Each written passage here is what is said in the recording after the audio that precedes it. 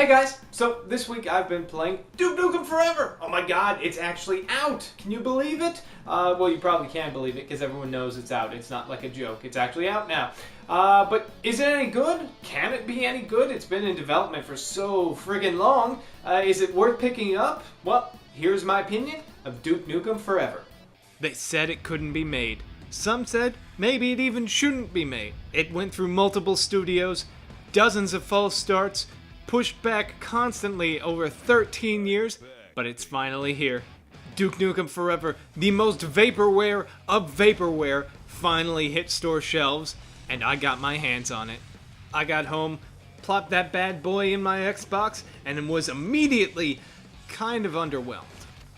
I have a lot of really fond memories of playing Duke Nukem 3D back in my younger days. Duke Nukem 3D is one of the first games I actually played on the PC, and it's also one of the few games from back in the day that I actually beat. It's also the first game I actually downloaded mods for, because I wanted to play more. I downloaded maps, I downloaded all kinds of crazy stuff. There's a great map that they used to have of Disneyland that was perfect. It was my childhood. And as soon as I put in Duke Nukem Forever, after waiting literally half my life for it, I felt kind of weird.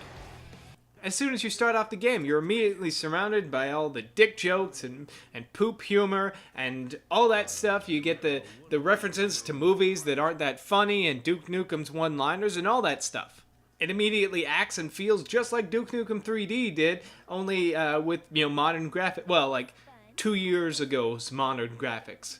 As I played the game, I kind of felt like Duke Nukem Forever is that buddy that you used to know and hang out with that's really cool and calls you up, and then you realize, hey, he hasn't changed since then.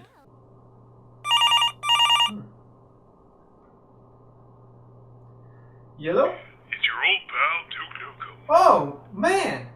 Long time no see. How long's it been? 13 years, but the Duke is back to kick ass and chew bubble. And you're all out of gum. Oh, man, Duke, it's good to hear from you. Oh, this really takes me back. And the party's just starting. I was thinking we'd kick some ass like we used to. Wow, that sounds great. What did you have in mind? Getting shrunk down and driving a remote control car. Okay. Anything else? I know you play a lot of those Call of shit games, so I'm throwing in some first-person platforming. What? A whole lot of platforming. Then, we're going to a strip club. To fight aliens? No, to get lap dances and make popcorn for strippers. Why? I've got balls of steel. What does that have to... Never mind. What's next? You like Halo? Yeah, I guess. Well, we're going to an underground alien rape cave. That sounds awful. No, it's really funny because the women are getting impregnated by aliens and you get to shoot them. Why? I'm here to kick ass and Yeah, I got it. What else? You like Rainbow Six? Yeah, I love Rainbow Six. Well, we have an underwater level. Oh, you. Balls of Realistically, the game's not a horrible atrocity that the UN should investigate. As a shooter, it's alright. The enemies are okay. They just feel very generic and bland for the most part. The guns are alright, but you can't carry very many of them.